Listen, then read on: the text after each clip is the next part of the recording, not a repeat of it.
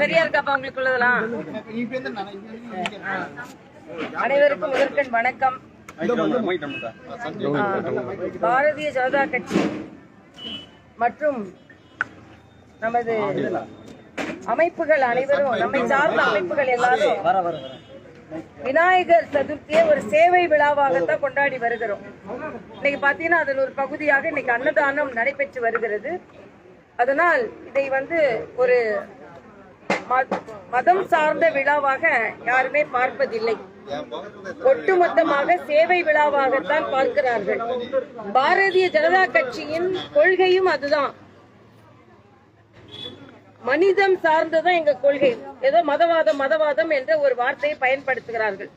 இல்லை, மனிதர்களுக்காக, பாமர மக்களுக்காக நடைபெற்றுக் கொண்டிருக்கின்ற இந்த கட்சி அதே நேரத்தில் இந்து மதம் சார்ந்த கொள்கைகளுக்கு அனாவசியமாக யாராவது எதிர்ப்பு தெரிவித்தால், நிந்தனை செய்தால் அதை எதிர்த்து குரல் கொடுப்பவர்கள் நாங்களாக இருக்கிறோம்.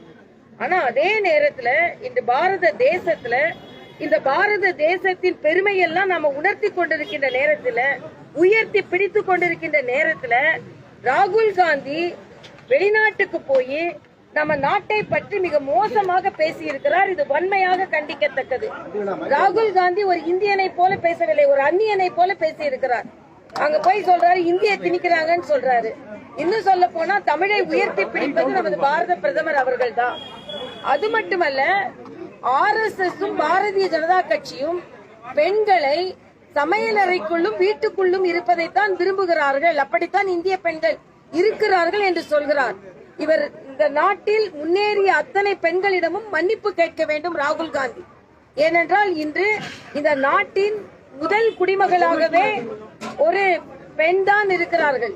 நான் கேட்கிறேன், பெண்களுக்கு இவ்வளவு வக்காலத்து வாங்குகிறீர்கள், ஆனால் இந்த நாட்டின் குடியரசுத் தலைவராக ஒரு பெண், ஒரு பழங்குடியின தலைவர் நிறுத்தப்பட்ட பொழுது ஏன் எதிர்த்து நீங்கள் இன்னொரு வேட்பாளரை நிறுத்தினீர்கள்? அப்படி என்றால் நாங்கள் பெண்களுக்கு முக்கியத்துவம் கொடுக்கிறோம் என்று நீங்கள் வேட்பாளரை நிறுத்தி இருக்க கூடாது. ஆக பெண் தலைவரை நிறுத்தியது பாஜக. அதே மாதிரி இன்று பட்ஜெட்டை தாக்கல் செய்வது ஒரு பெண் அமைச்சர், அதுவும் தமிழகத்தை சார்ந்தவர் என்று. வெளியுறவு அமைச்சராகவே பெண் இருந்தார் நமது மரியாதைக்குரிய மோடி அவர்களின் ஆட்சியில. அதே மாதிரி முக்கியமான துறைகளை எல்லாம் பெண்கள் வைத்திருந்தார்கள். ஏன் இதே மேடம் நிர்மலா சீதாராமன் அவர்கள் பாதுகாப்பு அமைச்சராகவும் பணியாற்றினார்கள். ஆனால் ராகுல் காந்தியை பொறுத்த மட்டும் தலைவர்கள் என்றாலே அவர்கள் அம்மாவும் பாட்டியும் தான், அப்படித்தான் அவர்கள் வைத்திருந்தார்கள். ஆனால் அப்படி இருந்த சூழ்நிலையில் வெளிநாட்டுக்கு போய் இந்தியாவில் உள்ள பெண்கள் எல்லாம் சமையலறையும் வீட்லயும் தான் இருக்கிறாங்க, அதுதான் RSS பாஜக விரும்புகிறது என்று சொல்வது வன்மையாக கண்டிக்கத்தக்கது. ராகுல் காந்தி இந்த பெண்களிடம், முன்னேறிய பெண்கள், இந்த நாட்டு பெண்களிடம் மன்னிப்பு கேட்க வேண்டும். அதே மாதிரி ஜனநாயகத்தை பற்றி பேசுகிறார். ஜனநாயகத்தின் குரல் வளையை நெறித்தது காங்கிரஸ். 1975 அவசர நிலையை கொண்டு வந்து ஜனநாயகத்தை பற்றி அவர்கள் சிந்திக்காமல் இந்த ஜனநாயகத்தின் குரல் வளையை நெறித்தார்கள். ஆக ராகுல் காந்திக்கு ஒரு வெளிநாட்டுக்கு போய் இந்த இந்திய மண்ணை அவதூறாக பேசுவதை மன்னிக்க முடியாது. இது ராகுல் காந்தி அதுக்காகவே வெளிநாட்டுக்கு போயிருக்கிறார் என்பதை தான் நாம் புரிந்து கொள்ள வேண்டும். பாரத தேசத்துல அவர் எது பேசினாலும் நம்ப மாட்டாங்க. ஏன்னா பாரத தேசத்து மக்களுக்கு அவரை பற்றி நன்றாக தெரியும். அதனால வெளிநாட்டுல போய் பேசுகிறார். இது வன்மையாக கண்டிக்கத்தக்கது.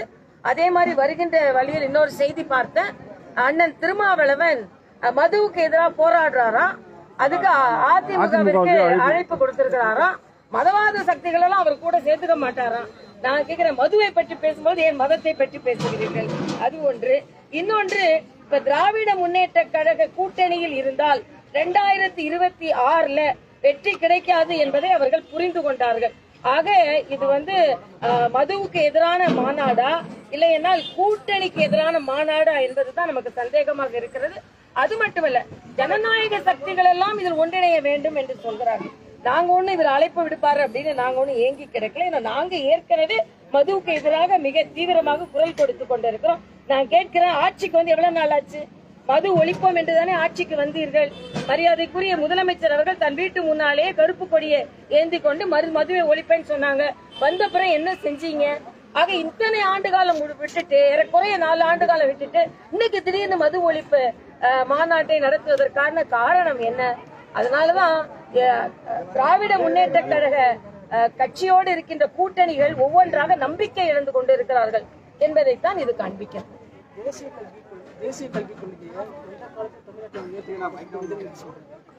உதயநிதி முதலில் இந்த கல்வியை இவர்களால் அரசியலாக்குவதை விட வேண்டும். மரியாதைக்குரிய தர்மேந்திர பிரதான் அவர்கள் மிக தெளிவாக சொல்லி இருக்கிறார்கள். இன்னொன்று, வன்மையாக இந்த அரசை கண்டிக்கிறேன். ஏதோ மத்திய அரசு இதுக்கு நிதி கொடுக்கல சர்வ சிக்ஷா அபியானுக்கு கொடுக்கலன்னு சொல்லி கொண்டிருக்கிறார்கள். இல்ல, இதுல நீங்க பாத்தீங்கன்னா 10,000 கோடி ரூபாய் ஒதுக்கப்பட்டு அது தமிழ்நாட்டிற்கு கொடுக்கப்பட்டது. இப்ப இருக்கிற PM-ஸ்ரீ திட்டம் இந்த குழந்தைகளின் மேம்பாட்டுக்காக மேம்படுத்துவது. தமிழக அரசை பொறுத்த மட்டில் தனியார் பள்ளிகளுக்கு அவர்கள் ஆதரவாக இருக்கிறார்கள். அதனால்தான் தேசிய கல்விக் கொள்கை அவர்கள் ஒப்புக்கொள்ள மறுக்கிறார்கள். இங்கே உள்ள இன்னொன்னு கேட்கிறேன், நீங்க அரசாங்க பள்ளியில படிக்கிற அமைச்சர்கள் பிள்ளைகளை பார்க்க முடியாது, முதலமைச்சர் வீட்டு சார்ந்தவர்களே பார்க்க முடியாது. அதனால் அவர்களுக்கே அரசாங்க பள்ளிகளில் படிக்க வைப்பதற்கு, குழந்தைகளை மேம்படுத்துவதற்கு எண்ணம் இல்லை. இந்த அரசாங்க பள்ளி மாணவர்கள் இன்னும் மேம்பட வேண்டும், இன்னும் அவர்கள் உயர்நிலைக்கு அடைய வேண்டும் என்பதற்காக கொண்டு வரப்பட்ட திட்டம். இதை இவர்கள் அரசியலாக்குகிறார்கள். அதே போல மத்திய அரசு நிதி ஒதுக்கவில்லை என்று சொன்னது தப்பு. 10,000 கோடி ஏற்கனவே ஒதுக்கப்பட்டு விட்டது.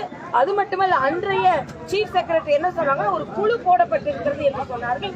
அதுக்கு முன்னாலேயே நாங்க ஒத்துக்கொள்ள மாட்டேன் என்று சொல்கிறார்கள். இதில் அப்பட்டமான அரசியல் செய்கிறது ஸ்டாலின் அரசு என்பதை நான் தெரிவித்துக் கொள்கிறேன்.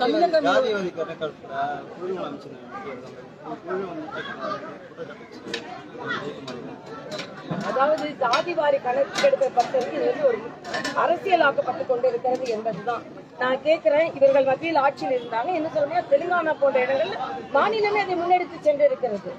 அதனால ஸ்டாலின் அரசு இது செய்யக்கூடாது என்ற ஒரு எண்ணத்தை வைத்துக் கொண்டு அவர்கள் செயலாற்றிக் கொண்டிருக்கிறார்கள் என்பதுதான் எனது கருத்து. இன்னொன்று, வெளிநாட்டுக்கு போய் முதலீடு இருக்கிறேன் என்று முதலமைச்சர் சென்றிருக்கிறார். ஆனா இதுவரைக்கும் அதிகாரப்பூர்வமாக எந்தெந்த கம்பெனிகள் எவ்வளவு முதலீடு எப்படி செய்கிறார்கள், எவ்வளவு பேருக்கு வேலை வாய்ப்பு கிடைக்கும் என்று இதுவரைக்கும் நமக்கு தெரியல. ஆனா அதே நேரத்துல HP கம்பெனி நீங்க பாத்தீங்கன்னா மரியாதைக்குரிய பிரதம அமைச்சரின் ஸ்டார்ட் அப் இந்தியா திட்டத்தின் மூலமாக 3,300 கோடி ரூபாயில் மத்திய அரசின் முயற்சியினால் லேப்டாப் கம்பெனி இங்க வரப்போகுது, உரகடத்து வரப்போகுது. அதனால இன்று கூட அங்கே வெளிநாட்டுக்கு போனால் கூட தமிழகத்தை அவர்கள் சிந்திக்கவில்லை. ஆனால் மரியாதைக்குரிய பாரத பிரதமர் தமிழகத்தை பற்றி சிந்தித்துக் கொண்டிருக்கிறார் என்பதைத்தான் ஒரு 3,300 கோடி முதலீட்டுல தமிழகத்திற்கு லேப்டாப் கம்பெனி வரப்போகிறது என்பது மத்திய அரசுக்கு நாம் நன்றி செலுத்த வேண்டும் என்று தமிழக மீனவர்கள் தொடர்ந்து இலங்கை மீனவர்கள் சிறைபிடிக்கிறதும் படகுல சேதப்படுத்துறது மத்திய அரசு பாரபட்சப்படுத்த சீமான் கட்சிகள் குற்றம் சாட்டுறாங்க. மத்திய அரசு தான் எல்லா முயற்சிகளையும் ஏற்றாங்க. தூக்கு தண்டனைக்கு போன மீனவர்களை கூட காப்பாற்றினார்கள். இந்த மரியாதைக்குரிய ஜெயசேகர் அவர்கள் நாம ஒரு கருத்தை சொன்னால் உடனே அதை அவர் செவிமடுத்து உடனே அதை காப்பாற்றுவதற்கான முயற்சிகளை மேற்கொள்கிறார். அதான் சும்மா மத்திய அரசை குறை சொல்லிக் கொண்டிருப்பது தவறு இல்ல. அவர் அவரோட கருத்தில் மாற்றங்கள் இருக்கலாம், அவங்களோட கருத்துல உங்களுக்கு வேறுபாடு இருக்கலாம்.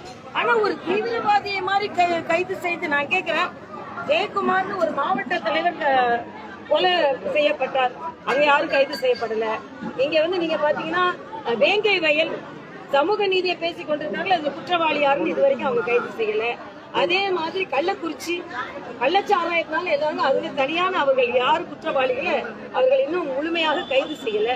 ஆனா இவரை மாத்திரம் கைது, அதாவது இவரோட கருத்து வேறுபாடுகள் இருக்கலாம், கருத்தை பற்றி நான் சொல்லல. ஆனா ஒரு தீவிரவாதியை மாதிரி அவரு யாரு, நீங்க பள்ளி கல்வித்துறை அனுமதி இல்லாம போனாரா? முதல்ல நான் அந்த கேள்வியை தான் கேட்டேன். பள்ளி கல்வித்துறை அனுமதி அளித்ததா இல்லையா? இந்த கருத்தை முதல் சொன்ன மாதிரி அவர் ஒரு தீவிரவாதி மாதிரி இவ்வளவு போலீஸ்காரன் அப்படி போய் அடிப்பட்ட தமிழ்நாட்டுல கொலை குற்றங்கள் எவ்வளவோ இருக்கு. அதுல உள்ளவங்க எல்லாம் இன்னும் தப்பித்துக் கொண்டுதான் இருக்கிறார்கள். ஆக நீங்கள் பாராபட்சமாக நடந்து கொள்கிறீர்கள் என்பதை எனக்கு வடசென்னை கோரமண்டல் கம்பெனி இப்ப திறந்திருக்காங்க. மீனவர்கள் ஒரு 80 நாள் மேல போராடினாங்க. கம்பெனி நிரந்தரமா கோரமண்டல் தொடர்ந்து போராட்டம் ஏற்பட்டாங்க. இப்போ தொழிற்சாலை பணப்பட்டு வடா பண்ணும்போதாக ஒரு குற்றச்சாட்டு வச்சிருக்காங்க. சில மீனவர்கள் கப்பலை முற்றுகையிட போறதா சொல்லியிருக்காங்க. அது என்ன நான் பார்த்துட்டு சொல்றேன். என்ன இருந்தாலும் யாருமே